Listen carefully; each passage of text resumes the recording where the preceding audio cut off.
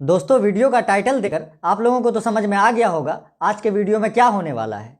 फिर भी हम आप लोगों को बता देते हैं, आज के वीडियो में हम व्हाट्सएप यूनिवर्सिटी से ज्ञान हासिल करने वाले अंधभक्तों की बातों पर नज़र डालेंगे और फिर अपने बातों के एंटीवायरस से उनके दिमाग के वायरस को डिलीट करने की कोशिश करेंगे। तो चलिए बिना किसी देरी के वीडियो की शुरुआत उन लोगों से करते हैं जिन्हें व्हाट्सएप यूनिवर्सिटी के जरिए फर्जी ज्ञान देकर मुसलमानों के खिलाफ बरगलाया गया है। सिर्फ मुसलमानों के नजर में हिंदू काफिर है और कुछ नहीं है। मारो ये सब कहाँ से सीखे हो? कुरान में लिखा हुआ, कहाँ लिखा हुआ? कहीं नहीं लिखा हुआ। बकरा सूरत की 5वीं आयत है। बकरा सूरत की 5वीं आयत है। ये कह रहा है कि कुरान में सूरह बकरा की 5वीं आयत में मुसलमानों से कहा गया है कि मुसलमानों के नज़र में हिंदू काफिर है, उन्हें मारो। जबकि कुरान में सूरह बकरा की 5वीं आयत में ये लिखा है उलाइका अला हुदम मिर रब्बिहिम व उलाइका हुमुल मुफलिहून, जिसका हिंदी में ये तर्जुमा है कि वही लोग अपने रब की तरफ से हिदायत पर हैं और वही लोग कामयाब हैं। अब आप लोग समझ गए होंगे कि किस तरह व्हाट्सएप यूनिवर्सिटी के जरिए फर्जी ज्ञान देकर इन अंधभक्तों को मुसलमानों के खिलाफ बरगलाया जाता है। वैसे इन लोगों को मुसलमानों के खिलाफ बरगलाने के लिए सिर्फ कुरान के बारे में ही नहीं बल्कि मुसलमानों के बारे में भी गलत जानकारी दिया जाता है। 2050 जब आएगा तो उस समय हिंदुओं की संख्या कम हो जाएगी, मुसलमानों की संख्या अधिक हो जाएगी। अच्छा। तो उनकी सोच है कि हमारी आबादी बढ़ जाएगी, हम लोग यहाँ पे जो है अपना कब्जा कर लेंगे, भारत पे हम राज करेंगे। तो मतलब मुस्लिम औरतें इसलिए बच्चा पैदा कर रही हैं ताकि भारत पे कब्जा हो सके। जी जी। इस भाई साहब का कहना है कि भारत का मुसलमान ज़्यादा बच्चा पैदा करके इस देश पर कब्जा करना चाहता है, इसलिए यहाँ की मुस्लिम औरतें ज़्यादा बच्चा पैदा करती है। अब इस भाई साहब से मेरा एक सवाल है, 2020 में भारत का पॉपुलेशन ग्रोथ रेट यानी जनसंख्या वृद्धि दर 1% था, वहीं नेपाल जहाँ मुसलमानों की आबादी 5% से भी कम है, वहाँ का पॉपुलेशन ग्रोथ रेट यानी जनसंख्या वृद्धि दर 1.8% था। यानी आसान भाषा में कहें तो 2020 में नेपाल ने भारत के मुकाबले लगभग दोगुना बच्चा पैदा किया। तो अब मेरा सवाल ये है कि अगर भारत की मुस्लिम औरतें इसलिए ज़्यादा बच्चा पैदा कर रही हैं ताकि मुसलमानों का भारत पे कब्जा हो सके, तो नेपाल की हिंदू औरतें क्या श्रीलंका पे कब्जा करने के लिए भारत से दोगुना बच्चा पैदा कर रही हैं? अब बोल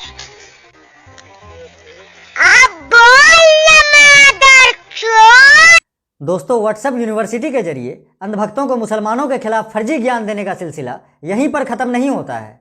व्हाट्सएप यूनिवर्सिटी के माध्यम से अंधभक्तों को मुसलमानों के खिलाफ बरगलाने के लिए और भी भिन्न भिन्न प्रकार की बातें बताई जाती हैं। ताजमहल एक हिंदू राजमहल था, वो एक हिंदू मंदिर था। ये जो कह रहे हैं ना मकबरा है, ये झूठ फैलाया गया है। ये चचा कह रहे हैं कि ताजमहल पहले एक मंदिर था, यानी इस चचा के हिसाब से ताजमहल को शाहजहां ने नहीं बनवाया था, बल्कि शाहजहां ने किसी मंदिर पर कब्जा करके उसका नाम ताजमहल कर दिया था। और ताजमहल के मंदिर होने की बात को व्हाट्सएप यूनिवर्सिटी के जरिए अंधभक्तों के बीच इतना फैलाया गया कि कुछ अंधभक्त तो ताजमहल को सच में मंदिर मानकर वहां पूजा करने पहुंच गए थे। फिर प्रशासन द्वारा उन्हें धकिया कर भगाया गया।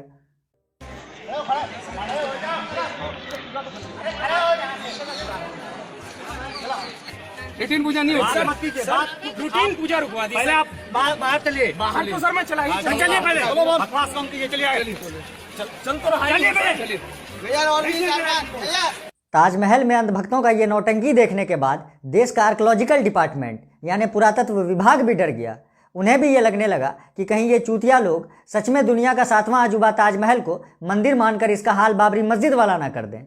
ये देखते हुए देश के आर्कियोलॉजिकल डिपार्टमेंट के निर्देशक को न्यूज़ चैनल पर आकर बताना पड़ा कि उन्हें रिसर्च के जरिए इस तरह का कोई जानकारी नहीं मिला है कि ताजमहल पहले कभी मंदिर था। आर्कियोलॉजिकल सर्वे ऑफ इंडिया में इस तरह की कोई जानकारी हम लोगों के रिसर्च के माध्यम से नहीं प्राप्त हुई है कि ये ताजमहल पहले कोई हिंदू स्मारक था। दोस्तों, व्हाट्सएप पूरी दुनिया में बतियाने के काम आता है, मगर हमारे यहाँ व्हाट्सएप अंधभक्तों को चुतियाने के काम आता है। क्योंकि व्हाट्सएप पूरी दुनिया के लिए सिर्फ एक चैटिंग एप्लीकेशन है, मगर अंधभक्तों के लिए व्हाट्सएप एक यूनिवर्सिटी है। अच्छा, आप ये महसूस करते हैं कि आपने अपनी पूरी जिंदगी में पढ़ाई में जो ज्ञान आपको नहीं मिला वो व्हाट्सएप से मिल रहा है। हाँ, जो हम कभी सपने में नहीं सोच सकते थे कि हमारी इतनी कम एजुकेशन में इतना जानकारी हो जाती, वो इस समय हम मोबाइल से कर लेते हैं, व्हाट्सएप के माध्यम से। अब जरा ये भी देख लीजिए कि इस चचा को व्हाट्सएप के माध्यम से ऐसा कौन सा ज्ञान प्राप्त होता है जो इन्हें कहीं और से जानने को नहीं मिलता। आज ये हमारी मोदी सरकार नहीं होती, चाइना हमारे देश को ले लिया होता। ये चचा कह रहे हैं मोदी जी अगर नहीं होते तो भारत आज चाइना के कब्जे में होता। अरे भोंसरी वाले चचा, थोड़ा व्हाट्सएप यूनिवर्सिटी के दुनिया से बाहर निकलो, तब तुम्हें पता चलेगा कि मोदी जी के प्रधानमंत्री रहते हुए चाइना ने भारत में क्या कर्मकांड किया है। यह हल्की बात नहीं है कि भारतीय सीमा के भीतर चीन गांव बसा रहा है। एनडीटीवी के हमारे सहयोगी विष्णु सोम ने आपको इस साल जनवरी में एक रिपोर्ट दिखाई थी कि चीन ने अरुणाचल प्रदेश में भारतीय सीमा के अंदर करीब 100 घरों का एक गांव बसा लिया है। हमारे सहयोगी विष्णु सोम की नई रिपोर्ट और चिंता में डालने वाली है। विष्णु सोम की इस रिपोर्ट के अनुसार चीन ने अरुणाचल प्रदेश में ही एक अलग जगह पर 60 घर बना लिए हैं, यानी एक और गांव बसा लिया है। अरुणाचल प्रदेश में 2-2 जगहों पर कंक्रीट निर्माण बसा लेने की घटना को आप नजरअंदाज नहीं कर सकते हैं। अब आप लोग सोच रहे होंगे कि इतना कुछ होने के बावजूद मोदी जी के प्रति अंधभक्तों की अंधभक्ति कम क्यों नहीं हो रही है। तो हम आपको बता दें कि इसका कारण भी व्हाट्सएप यूनिवर्सिटी ही है। व्हाट्सएप यूनिवर्सिटी के जरिए अंधभक्तों को मोदी जी के ऐसे ऐसे कारनामे बताए जाते हैं जिसे सुनने के बाद अंधभक्त मोदी जी की हर नाकामी भूल जाता है। ये सोल्जर्स जो भारत की सीमाओं पर रक्षा करते हैं, जो जिनके जीवन दान से हम चैन की नींद सोते हैं, उनके लिए अगर किसी प्रधानमंत्री ने सोचा तो पहला प्रधानमंत्री भारत का है नरेंद्र मोदी। ये चचा कह रहे हैं भारत के सैनिकों के बारे में अब तक देश के किसी प्रधानमंत्री ने नहीं सोचा था। मोदी जी भारत के पहले प्रधानमंत्री हैं जिन्होंने देश के सैनिकों के बारे में सोचा। यानी इस चचा के हिसाब से मोदी जी से पहले जितने भी प्रधानमंत्री थे वो सब निकम्मे थे, इसीलिए उन्होंने देश के सैनिकों के बारे में नहीं सोचा। अब कोई अंधभक्त जाके इस चचा को थोड़ा याद दिलवाओ कि 3 बार देश के प्रधानमंत्री अटल बिहारी वाजपेयी भी रहे हैं और वो भी बीजेपी से ही थे, वरना ये चचा मोदी भक्ति के चक्कर में बीजेपी के पहले प्रधानमंत्री अटल बिहारी वाजपेयी जी को भी निकम्मा घोषित कर देगा। वैसे इस चचा से अब थोड़ा ये जान लेते हैं कि मोदी जी भारत के पहले प्रधानमंत्री हैं जिन्होंने देश के सैनिकों के बारे में सोचा। इस प्रकार की जानकारी इन्हें कहां से मिलती है? व्हाट्सएप पर भी आता है, मोबाइल पर भी आता है, इसलिए सारी जनता को प्रचार प्रसार हम कई माध्यम से करते हैं। चचा शान से बता रहे हैं कि इस प्रकार की जानकारी उन्हें व्हाट्सएप यूनिवर्सिटी के जरिए मिलती है, फिर वो इस जानकारी को दूसरे लोगों तक पहुंचाते हैं। अब इस पर हम क्या ही कहें, इन जैसे अंधभक्त बुढ़ों से तो इनके घर वाले भी परेशान हैं। मतलब पापा मम्मी जो भी बोलते कि देखो आज ये आया व्हाट्सएप पे, मतलब फॉरवर्ड करते हैं, बहुत सारा फॉरवर्ड भेजते रहते हैं। हम पापा को समझाते थक गए कि यार ये सब फेक है, मत मानिए सब। अब आप लोग सोचिए कि जब ये नौजवान अपने पिताजी के फर्जी व्हाट्सएप ज्ञान से इतना परेशान है तो देश का आम जनता व्हाट्सएप यूनिवर्सिटी वाले अंधभक्तों के फर्जी ज्ञान से कितना परेशान होगा। मोदी जी देश के लिए बहुत अच्छे हैं और उनकी पूरे देश में आज जरूरत है। अगर क्यों जरूरत है? क्योंकि अगर मोदी जी चले गए तो हमारे देश का सूरज अस्त हो जाएगा। भारत में इतने आक्रमणकारी आए और गए मगर कभी भारत का सूरज अस्त नहीं हुआ, मगर इस तोतले तूतिये को लगता है कि मोदी जी के जाने से भारत का सूरज अस्त हो जाएगा।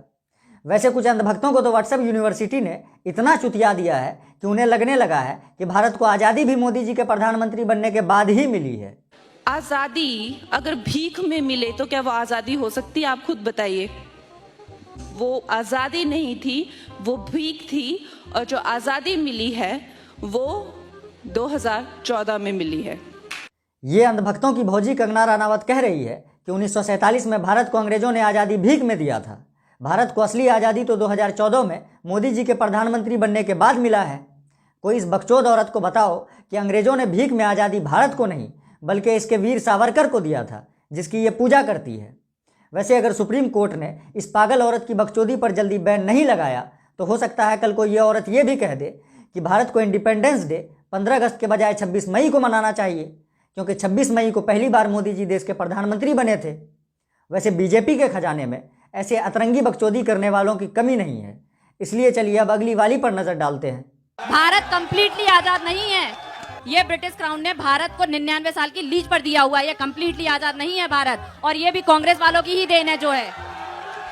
15 अगस्त 1947 को जो आजादी मिली है वो 99 साल की लीज पर है।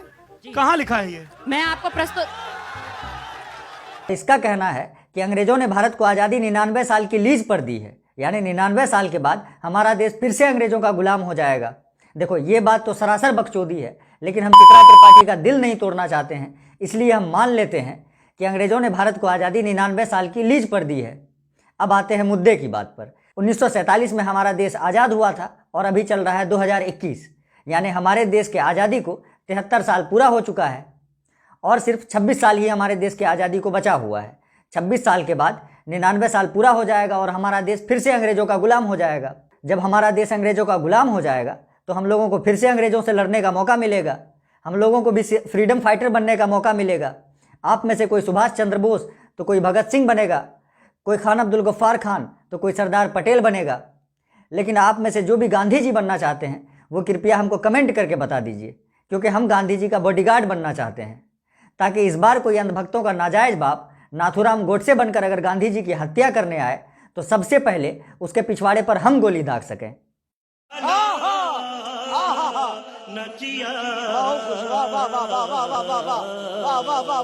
वैसे दोस्तों, व्हाट्सएप यूनिवर्सिटी ने जितना बदनाम मुसलमानों को किया है उससे कहीं ज़्यादा बदनाम कांग्रेस पार्टी को किया है, नेहरू परिवार के बारे में गलत जानकारी फैलाकर। अगर हम इतिहास में जाएं, नेहरू पीढ़ी से देखें तो मुसलमानों से कहीं ना कहीं उनका नाता जुड़ा हुआ है। कैसे जुड़ा है नाता? जैसे मोतीलाल नेहरू, अगर उनका देखा जाए तो उनका नाम भी एक मुसलमान ही है। मोतीलाल मुसलमान नाम है? मोतीलाल नेहरू का नाम शायद मोइनुद्दीन, मैंने पढ़ी हूँ ऐसा कुछ। ये कहाँ पढ़ा आपने? पढ़ी थी, कुछ ऐसा पोस्ट आया था, पढ़ी हूँ, मुझे ऐसा कुछ ध्यान है शायद। इस भौजी को व्हाट्सएप यूनिवर्सिटी के जरिए देश के पहले प्रधानमंत्री जवाहरलाल नेहरू के पिता मोतीलाल नेहरू का असली नाम मोइनुद्दीन बताया गया है।